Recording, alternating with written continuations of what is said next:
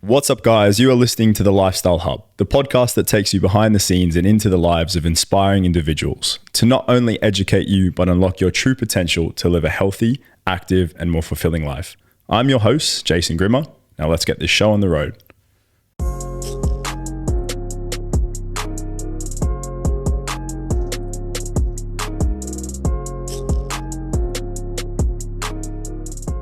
Before we get started, I'd like to take a moment to thank our sponsor, the leading home and commercial gym specialist in the Middle East, Ghana Fitness Supplies.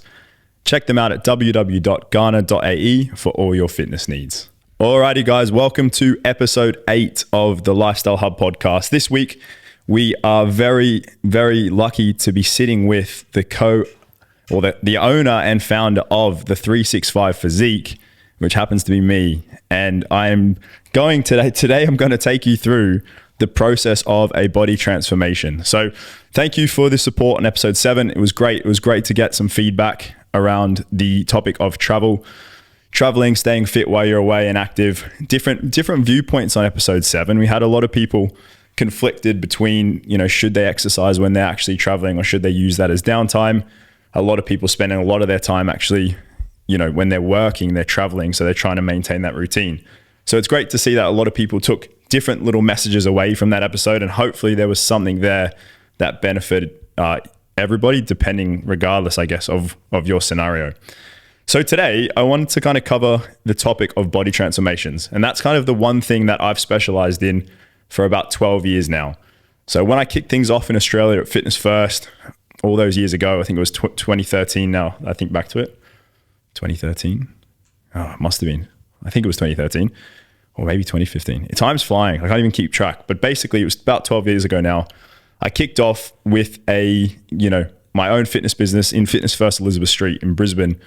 And I'd always focused on really results-driven coaching. That's kind of all I knew when I was first introduced to the gym scene, obviously making sure that I was getting progress. I started quite lean, as a lot of you guys know, and then my focus was to try and build up and gain size. And that process needed certain types of measures. It needed a certain time frame. And the best way to do that was to have a set body transformation timeline that I could actually set myself, small term targets to achieve what would be quite a big and long-term goal.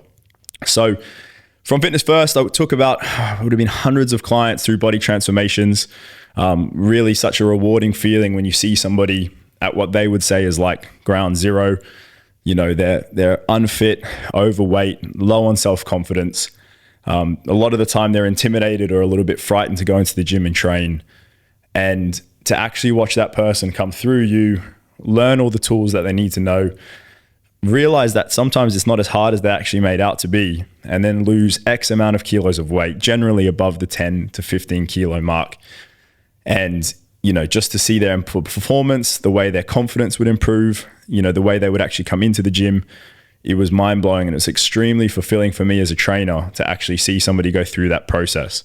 So basically I got hooked from that moment onwards.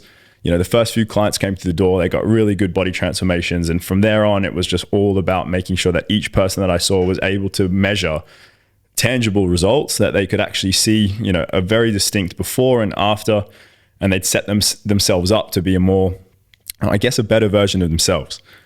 So after doing that for years and years, I'd actually looked out for a job here. Again, I've mentioned a lot of this in episode 1, but I'm just touching back on it to give you guys a bit of the backstory. But I'd got in touch with a company out here called Ultimate Performance, and they specialize into body transformations. So the process there is to have a really strict time frame, typically, which is 12 weeks. So they would have a 12-week time frame, and generally clients were walking out of there having lost 10 to 15 kilos minimum, if not sometimes more. Sometimes it would take longer, but that was like the model. It was like, we're going to come in, lose anywhere from 15 kilos plus in that 12-week window. Obviously, as a trainer there, we would give you everything you needed to do to succeed. There was obviously a lot of onus on the client themselves to make sure that they were able to also produce and deliver and to make the right sacrifices to get the result that they wanted. But it was such an incredible process. And you'd watch people come through, you'd see all the other trainers pushing the same way, and we'd have a very structured methodology that we would try to implement across the board through all of our clients. And it was very similar to what I was doing back in Australia. I'll be honest, I did learn a lot when I went to Ultimate Performance. It's probably definitely world renowned for one of the most leading body transformation facilities in the world, with some of the most educated trainers in the world. So it was an amazing, incredible experience of my life. And I've been able to actually take that knowledge out of there and put my stamp on something called the 365 Physique, which is a combination of body transformations, but also connecting that bridge between living a more balanced and fulfilling lifestyle. For those that kind of follow me and watch my channels and whatnot, a lot of the stuff that I do is all about incorporating a well-balanced lifestyle. You guys know that I love training. I love the gym. I love, I guess, keeping myself healthy and fit. But at the same time, I do love all the things that, that person who might be initially hesitant to come to the gym loves, and they think that they have to actually throw that away to live the life that I'm living now. The 365 is to try to show you that there is a balance if you have a more sustainable long-term approach, i.e. the name of the 365 is literally encouraging you to look at a more 365-day approach rather than that 12-week blast. However, the 12-week body transformation does play a part in that 365 days. And I want to talk about that today. So that's what today's topic is. It's about a body transformation, in particular, a 12-week body transformation, and how that kind of process works. So if you've ever considered yourself going through a body transformation, I'm going to talk you through today how it starts, how that process is, and what you could expect if you were to go through something similar. Alrighty. So as I mentioned, guys, when people initially reach out, the most important thing is obviously get to understand where that person is currently. So a lot of the time, like I've said, it's overweight, not active, no time for themselves.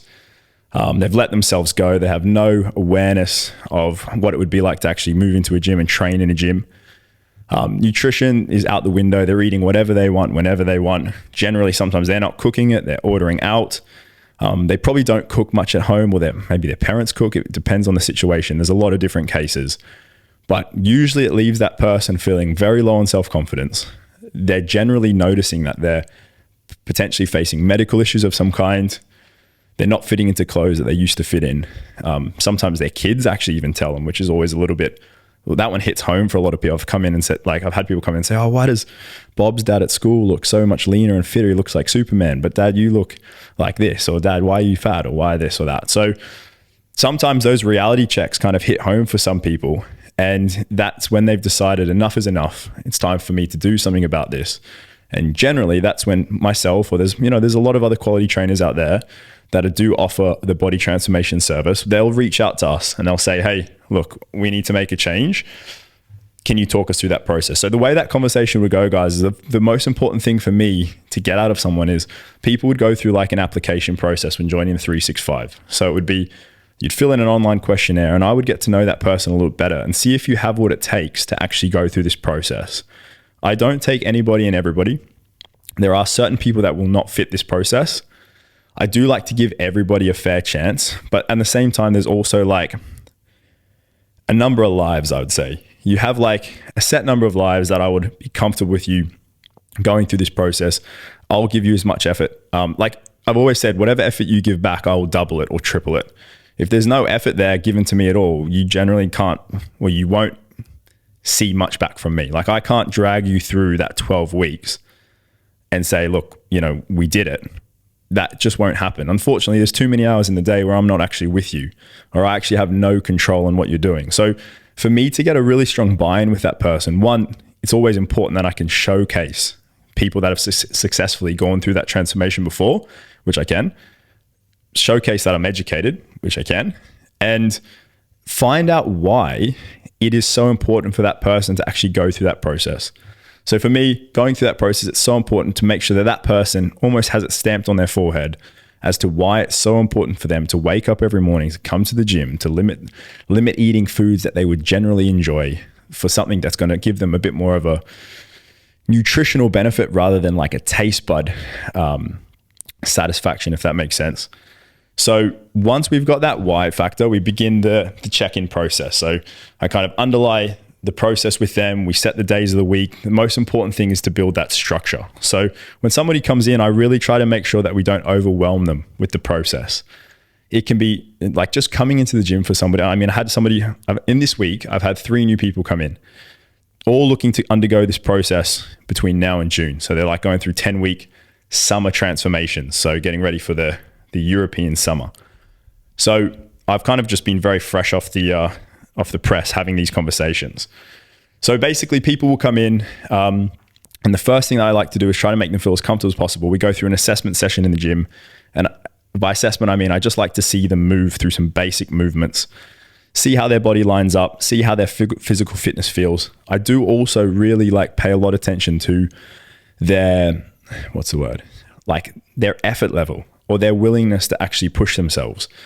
I don't like to prejudge people or pre-label people, but quite often I'm right, is when I see somebody that is very quick to kind of, have low mental resilience, or to kind of tap out quite quickly. I know that person's going to need a lot more of a handheld approach initially, opposed to those who are a little bit more mentally strong. Because when it comes down to like when they leave the gym and it's up to them to make a decision, the more mentally strong people, or potentially they've been through similar mental challenges before, they know that it's okay to feel uncomfortable and how to push through. Whereas a lot of other people will just fold in half. So that's where I'll kind of start to assess what type of intensity that person needs, what type of support that person needs from me. And then we set up their days in the week, we set the diaries, lock the times, and then I go through setting up their app, which is a program that sits on their phone, which both of us have access to. We do all of the measurements. I like to always make sure we take circumference measurements, body fat measurements. We do the weigh-in, we do the photos, and then that's like our start point. So there's been times in the past, like early days, where I made the mistake of either missing out on certain metrics, missing out on photos just because I've been busy, didn't think about it or whatnot, or I didn't have these processes in place. And it's probably one of the most like game-changing things that you can see at the end of a transformation is to have all that metrics and to be able to compare it. Or people do this and they don't actually bother taking any measurements. Like there's some people out there who, there's been cases where I've had clients come to me and say, I was with a trainer for 3 years, never measured. And I'm kind of like, what? How did you track anything? So that is an essential. People put all their information in. It's day one. And then from there, we basically set them up on their expectations or what I expect from them each week. So in most cases, there will be a step target. The reason for the step target is people think like steps it's not this magical number, but the more active you are, the more you're going to increase your daily metabolic rate. So you're going to be burning more. It's going to help increase your appetite. Well, like I guess to degrees, it will help increase your appetite in some degrees, because we do want to make sure that we're able to replenish nutrients after our training sessions to optimize our recovery. But the other thing is the more time you're moving around, you're going to be feeling good. You're getting blood flow moving through the body. You're going to have less, cases of being sore. But most important thing is you're obviously going to keep yourself a little bit more distracted from all the temptations that would normally hit you when you're sitting on the couch. I think that's the biggest thing people need to think about. So many people get home, I know they've had big days, et cetera, but they'll eat dinner, they'll jump onto the couch and then they'll raid the cupboard and take chips and order this and order that. But if you had, oh shit, I need to go and do my steps, you go for a 20-minute walk, all of a sudden, like when you're walking, you're thinking like, yeah, I'm feeling good. I didn't want to do this initially. It feels better now. I had a good day today. I was productive. You go home, maybe you have a little bit of fruit or whatever it might be, protein shake, then you go to bed. So it does also encourage like more healthier habits. So that's another really important benefit of having that steps. So steps is like just to encourage you to have a more generally active lifestyle. Most people, let's have a look at my watch. So it is 3:50. I'm on 12,000 steps, 3:50 p.m. on 12,000 steps. I'm a very active person. Obviously, as you know, my job, I'm in the gym. I've been standing for 12 hours and it's only 3 o'clock. So I've been with clients since 6 a.m. So I'm not the right comparison, because most people that I meet come from jobs where they're primarily sedentary for most of the day. So for them, it's so important to have a little bit of a marker where they can track how they can actually keep a tab on how active they are. And I can also keep a tab on them. So we have the step tracker. Usually that's done through some sort of fitness or tracking device. I tend to, since moving to an Apple Watch, that's been my favorite preference for clients to have, because the data tracking is very good. I did have clients on Garmin's. That was good. I had a Garmin before. That was great. Fitbit does the job as well. So any of those three are usually your best when it comes to any sort of tracking function. And they can track sleep. They can track calories burned and workout. So I think that's an essential for somebody starting off. All the gadgets aren't, I guess, a must-have, but I think they definitely make this process a little bit more enjoyable when you start to get a bit more obsessed with the numbers, People are also so quick to say, oh, I don't want to get obsessed with this. I don't want to get obsessed with that. Initially, guys, for that 12 weeks, you do have to do things that you wouldn't normally want to do to elicit the change that's required. So, that does mean tracking your food. That will mean tracking your steps. It will mean being more conscious of your sleep. It's just how it is. It's either you take it or leave it. There's no unless you're willing to say, look, I'm going to slowly implement changes over 365 days, which is also good, then I don't want to be so, I guess, specific or OCD about tracking all these numbers. But this is the problem. If I was to say somebody come in and I say, look, over 365 days, if we keep doing roughly these points, you just tell me how you think you're going. I'll kind of have a guess to see how you think you're doing. You generally not get the maximum amount of results that you could. And what will start to happen is we'll be in a race between results and motivation. Are you seeing results quick enough to keep yourself motivated to keep doing this? And this is the challenge a lot of people face. Some people are new to the gym. I spoke to somebody today. He's like, a month ago, I went to the gym. I was doing 2 weeks straight. Now, potentially, he probably wasn't in deficit during that time. Probably wasn't lifting optimally. Probably wasn't tracking these small markers like steps and sleep. So he wasn't actually really seeing any form of progress, not even like habit improvements. So when you get to the end of 2 weeks and you don't see visual changes, for a lot of people, that's all they want. They want that visual. You won't see that in 2 weeks. It takes so much more time than that. So that's why these other metrics are like, cool, well, I was doing 6,000 steps a day. Now I'm doing 7,000. That's great. Oh, I'm actually sleeping better. Finally, I wake up feeling fresh. I'm not so tired. So it's trying to measure all of these smaller metrics first so that you can get some quick wins, keep that motivation high. And then by 6 to 8 weeks, when you start to see the visual changes, you've got like a whole library of like small improvements to keep fueling that transformation right up until the 12 weeks. By then, ideally, you're in your dream place. And then it just spirals, out of control in the sense that you just by then you've kind of going to keep hitting targets, keep looking for goals. But we'll get to that in a second. I don't want to jump to that gun. What happens after 12 weeks? So once you've done the setup, we've done the fitness tracker, we've set up the weekly routine. Generally, I'll put people through like foundation programming. So when it comes to programming for a body transformation, the best thing you can do is obviously take into account any injuries. Everyone's going to be different. That's the most important thing. You should not be aggravating a pre-existing injury. You want to put that person through the most low risk movements with the most high reward so that they're not going to get injured. There's not too much time working on technical focus points or any sort of coordination, balance-based points. This is purely for like a body transformation, right? Don't get this confused with like people learning skills and stuff.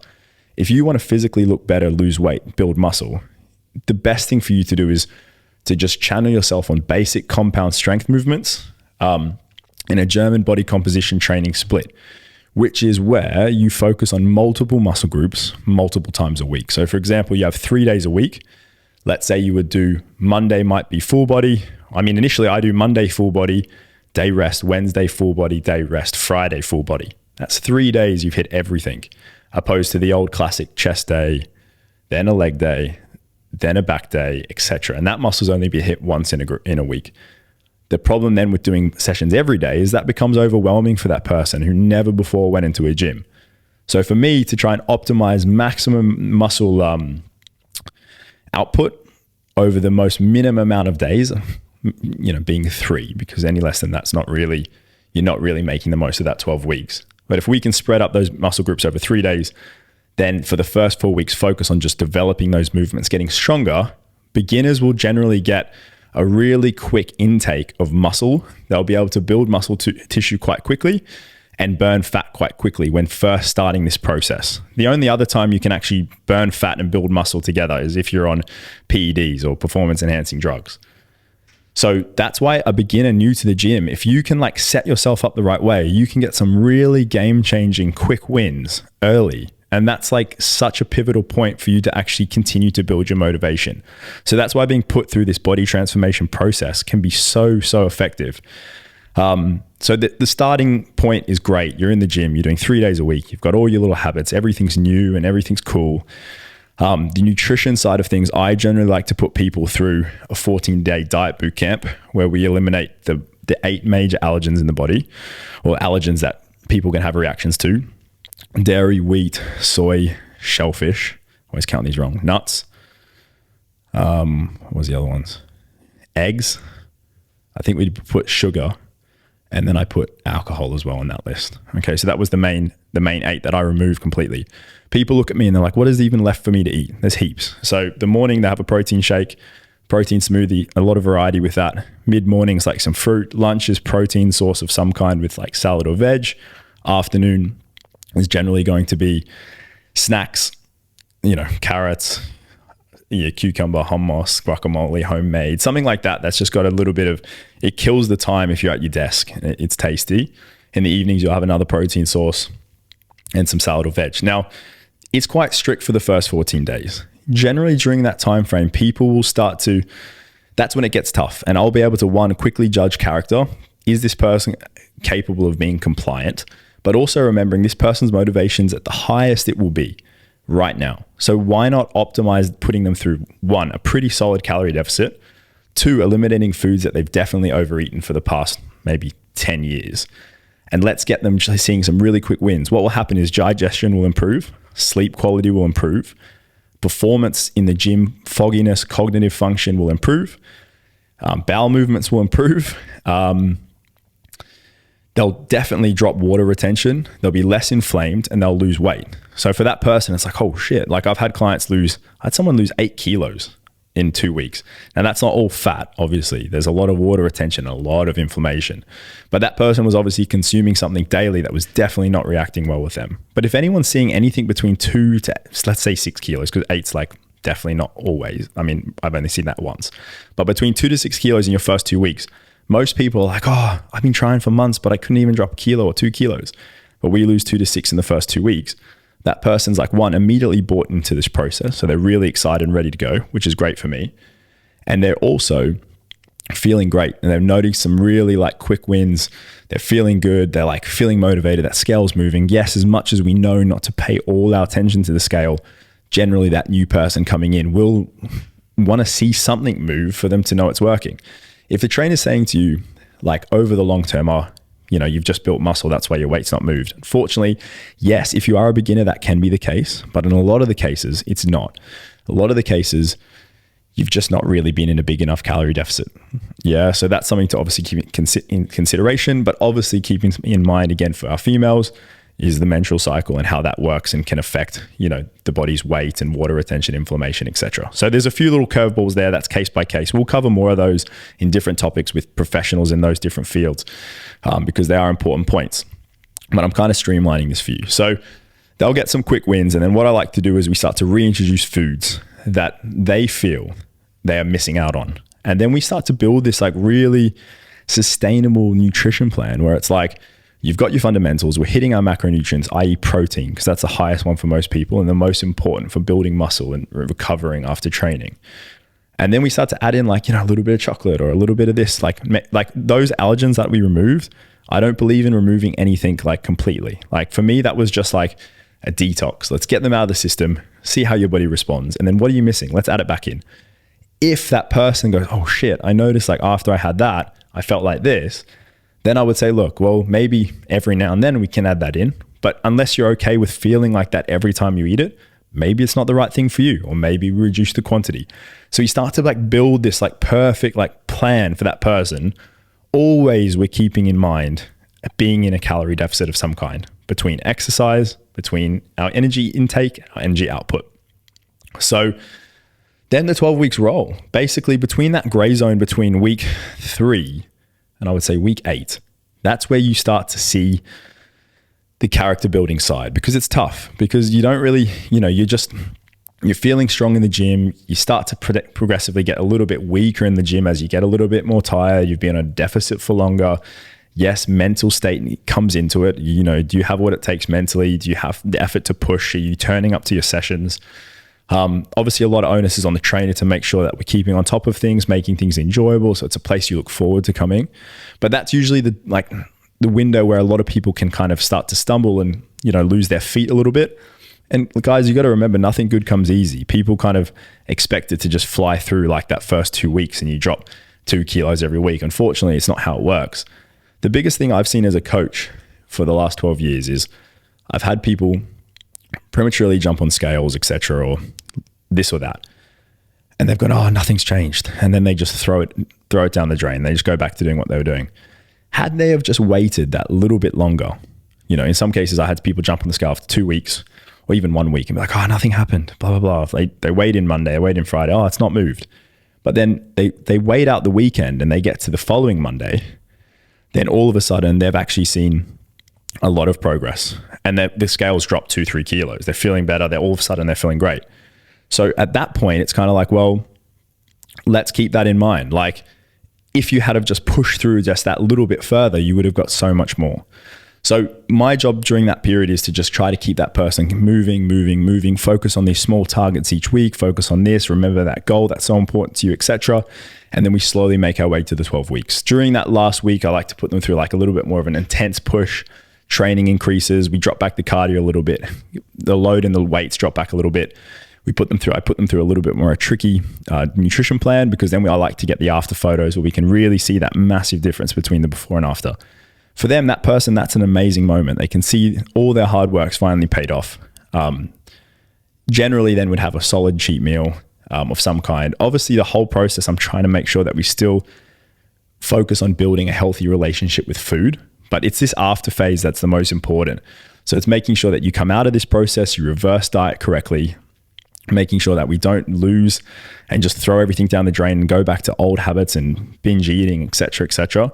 But we slowly start to bring up our calories back up. We change the programming in the gym and we keep that person really engaged and focus on like the next set of targets. Usually that person's experienced that lifestyle change enough in a positive life that they don't want to let it slip.